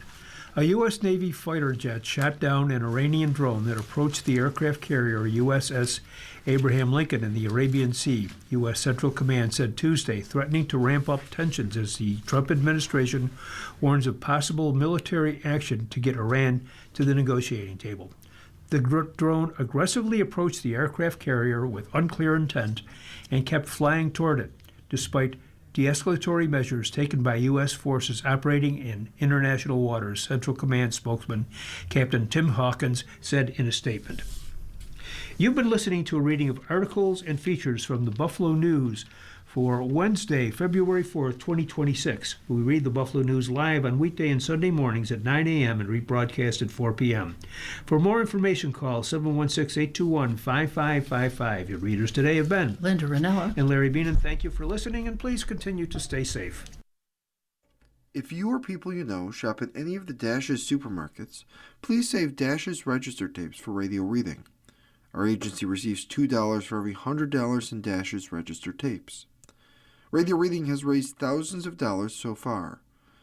Anyone can drop off their Dash's tapes to the Niagara Frontier Radio Reading Service at 1199 Harlem Road, Cheektowaga, between William and Clinton Streets. Or Dash's tapes can be mailed to the Niagara Frontier Radio Reading Service at 1199 Harlem Road, Cheektowaga, New York, 14227. Any questions on Dash's tapes for radio reading?